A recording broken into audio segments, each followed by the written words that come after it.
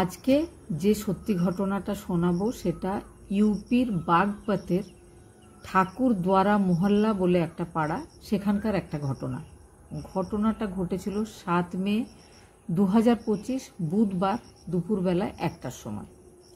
নেহা উপাধ্যায় নামের একটা মেয়ে, যার গত 6 বছর আগে বিয়ে হয়েছিল প্রশান্ত কুমার নামে একটা ছেলের সাথে। তো কিছু পারিবারিক ঝামেলা নিয়ে সে গত 1.5 মাস আগে নিজের বাপের বাড়িতে এসে থাকতে শুরু করে। বাপের বাড়িতে তার দাদু, তার বাবা আর তার মা রয়েছে। বাবা ফিজিক্যালি হ্যান্ডিক্যাপ। তার মা রঞ্জিতা ঘটনার দিন দুপুরবেলায় 1টার সময় বাইরে প্রতিবেশীদের বাড়িতে গেছিল, আর মেয়েটা নিজের বাবার সাথে গল্প করছিল। আর তার ছেলে, যার বয়স 4 বছর, নাম আরিয়ান, সে একটা বেসরকারি ইংরাজি মাধ্যম স্কুলের নার্সারি ক্লাসের একটা স্টুডেন্ট। সে স্কুলে গেছিল।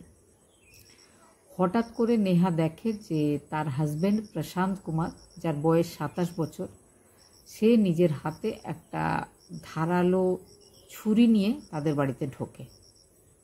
কিছু বোঝার আগেই সে নিজের স্ত্রীর ওপর আঘাত করতে শুরু করে। তার বাবা, আগেই বলেছি সে ফিজিক্যালি হ্যান্ডিক্যাপ, সে চেষ্টা করে নিজের মেয়েকে রক্ষা করার, কিন্তু সে পারে না। সে আহত হয়ে পড়ে যায় পাশেই। মোট 19 বার আঘাত করা হয় মেয়েটাকে শরীরের বিভিন্ন স্থানে। মেয়েটাও কিন্তু ছটফট করতে থাকে, মেঝেতে পড়ে যায়। ইতিমধ্যেই খবর পেয়েছে মেয়েটার মা রঞ্জিতা, যে প্রতিবেশী বাড়িতে গেছিল। সে ছুটে আসে, সে ব্যাপারটা দেখছিল। সে বারবার ছুটে বাইরে যাচ্ছিল, সাহায্যের জন্য চেঁচাচ্ছিল, আবার ছুটে ভেতরে আসছিল। কিন্তু সে যতক্ষণে এসেছিল ততক্ষণে ঘটনাটা ঘটে গেছে, অনেক দেরি হয়ে গেছে তার ফিরে আসতে। চিৎকার চেঁচামেচি শুনে প্রতিবেশী সব লোকজন এসে জড়ো হয়। তারা সবাই এসে দেখে ছেলেটা এক হাতে ছুরি, অন্য হাতে ফোন ধরে সে কানে ফোন নিয়ে নিজের বাড়িতে নিজের মায়ের সাথে কথা বলছে। সে চিৎকার করে ফোন কানে নিয়ে বলতে থাকে, আমি বিয়ের দিনেই নেহাকে বলে দিয়েছিলাম যদি নেহা অন্য কারোর সাথে কথা বলে তাহলে শাস্তি আমার যাই হোক, আমি কিন্তু নেহাকে শেষ করে দেব। আমি বিয়ের দিনেই এটা বলে দিয়েছিলাম। সেটা সে বারবার চিৎকার করে বলতে থাকে। লোকজন যখন তার দিকে এগিয়ে আসতে থাকে তাকে ধরার জন্য, সে ছুটে গিয়ে একটা ঘরে নিজেকে বন্ধ করে নেয়। তারপরে পুলিশ আসে, বডিটাকে পোস্টমর্টমে পাঠানো হয়, আহত বাবাকে চিকিৎসার জন্য পাঠানো হয়। আর পুলিশ টিম এসে তাকে যখন দরজা ভেঙে তাকে বের করতে হয়েছিল, সে কিন্তু সেই একই কথা বলছিল। তার চোখে মুখে একটু সে যে ভুল করে ফেলেছে বা সে যে অনুতপ্ত, এই ধরনের কোনো ব্যাপার লক্ষ্য করা যায়নি। সে তখনও পুলিশের সামনেও চিৎকার করে বারবার বলতে থাকে যে আমি কিন্তু নেহাকে বিয়ের সময় বলে দিয়েছিলাম যে সে যদি কারো সাথে কথা বলে আমি কিন্তু তাকে মেরে ফেলব। পুলিশ তাকে নিয়ে চলে যায়। তারপরে যে ব্যাপারটা সামনে আসে, যে ঘটনাটা, যে কি হয়েছিল, কেন হয়েছিল, সেটা এখন আমি বলবো। সেটা হচ্ছে, নেহা যখন তার বয়স 19 বছর ছিল আর তার হাজব্যান্ড প্রশান্ত কুমারের বয়স ছিল 21 বছর। দুজনেই একই মার্কেটে, নেহা একটা বিউটিশিয়ান শপে কাজ করত আর প্রশান্ত কুমার একটা মেডিকেল স্টোরে কাজ করত। দুজনের মধ্যে সেখানেই দেখা হয়। দেখার পরে প্রেম হয়। প্রেম হওয়ার পরে দুজনে বিয়ে করতে চাইছিল, বাড়িতে জানায়। নেহা ছিল একজন ব্রাহ্মণ মেয়ে, প্রশান্ত কিন্তু জাতে নেহার থেকে অনেকটাই নিচু। দুই বাড়িতে একদম মতামত নেই, বিয়ে তারা কিছুতেই হতে দেবেন না। নেহা আর প্রশান্ত দুজন দুজনের সাথে যে কোনোভাবে বিয়ে করবে, একসাথেই তারা সংসার করবে। তারা বাড়িতে কাউকে না জানিয়ে পালিয়ে গিয়ে গাজিয়াবাদ চলে যায়। গাজিয়াবাদে গিয়ে তারা বিয়ে করে, সেখানে তারা সুখের সংসার শুরু করে। 2020-তে তাদের ছেলে আরিয়ান হয়। তারপরে দুই ফ্যামিলি ব্যাপারটা মেনে নেয়। নেহা নিজের শ্বশুরবাড়িতে এসে থাকতে শুরু করে, মা বাবার বাড়িতেও তার যাতায়াতটা শুরু হয়। বিয়ের পর থেকেই নেহার হাজব্যান্ড প্রশান্ত কুমার একটু সন্দেহবাতিকগ্রস্ত ছিল। প্রথম দিকে নেহার এই পজেসিভনেসটা খুব ভালো লাগতো। তার মনে হতো তার হাজব্যান্ড তাকে কত ভালোবাসে, সেই জন্যই সে সবসময় বলে যে তাকে ছাড়া আর অন্য কারোর দিকে তাকানো যাবে না, অন্য কারোর সাথে কথা বলবে না। প্রথম প্রথম এই ব্যাপারটা নেহা এনজয় করত, কিন্তু পরের দিকে তার বিরক্তিকর বলে মনে হয়। সে নিজের হাজব্যান্ডকে নানা রকমভাবে বোঝাতে থাকে যে সে অন্য কারোর সাথে কথা বললেই তাদের সাথে তার কিন্তু প্রেম হয়ে যাচ্ছে না।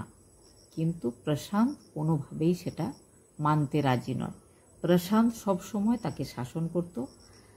কাজ থেকে বাড়িতে ফিরে এসেই তার ফোন চেক করত। কোনোদিনই কিন্তু সে ফোনে কিচ্ছু পায়নি। সবসময় তার মনে হতো যে তার বউ অলরেডি ফোন থেকে সব ডিলিট করে তাকে ফোনটা দেখাচ্ছে। এইভাবে কিন্তু মাঝে মধ্যেই তাদের মধ্যে ঝগড়া হতো, আবার সব ঠিক হয়ে যেত। একসাথে ঘোরাফেরা, আনন্দ করা, এগুলো চলতো। নেহার বাচ্চা হয়ে গেছিল, নেহা কাজ ছেড়ে দেয়। প্রশান্তের একটা ফ্যামিলি তৈরি হয়েছিল, প্রশান্তের আরও অনেক বেশি টাকার দরকার। সে এবার একটা ওলা ক্যাব চালানো শুরু করে। গত 1.5 মাস আগে তাদের দুজনের মধ্যে এতটাই ঝামেলা হয় যে নেহা নিজের ছেলেকে নিয়ে নিজের বাপের বাড়ি চলে আসে। বাপের বাড়ি এসে সব ঘটনা নিজের মা, বাবা আর নিজের দাদুকে বলে।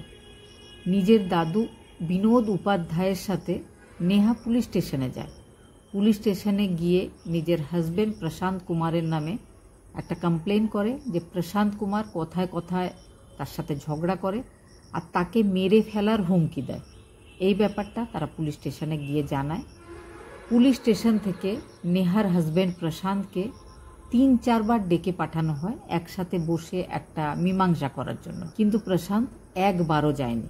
ঘটনার দিন দুপুরবেলা 1টার সময় সে হঠাৎ করে নিজের স্ত্রীর সাথেই পুষ্করের মেলা দেখতে গিয়ে একটা ধারালো ছুরি কিনেছিল, সেইটা নিয়ে সে শ্বশুরবাড়ি চলে আসে। স্ত্রীর ওপর চড়াও হয়, স্ত্রীকে মেরে ফেলে। এই ঘটনা ঘটে যাওয়ার পরে প্রশান্তের কাছে জানতে পারা যায় এই ঘটনা মানে 7 মে, তার আগের দিন 6 মে সে কোনোভাবে নিজের স্ত্রীর মোবাইল ফোনের হোয়াটসঅ্যাপটা হ্যাক করতে পেরেছিল। তারপর থেকে তার স্ত্রী যার যার সাথে কথা বলছে, যা যা কথা বলছে, সেটা কিন্তু সে নিজের ফোনেও দেখতে পাচ্ছিল বলেই সে পুলিশকে জানিয়েছে বা তার ফোন দেখে বোঝা গেছে। আর সে ফোনের বিভিন্ন চ্যাটিং পড়ার পরে বুঝতে পেরেছে যে তার স্ত্রী অন্য ছেলেদের সাথে কথাবার্তা বলছে। সেই জন্য সে চলে আসে। আর যেহেতু সে বিয়ের সময় নিজের স্ত্রীকে বলে দিয়েছিল যে অন্য কারোর সাথে কথা বলা যাবে না, সেই জন্য সে এসে নিজের স্ত্রীকে মেরে ফেলেছিল।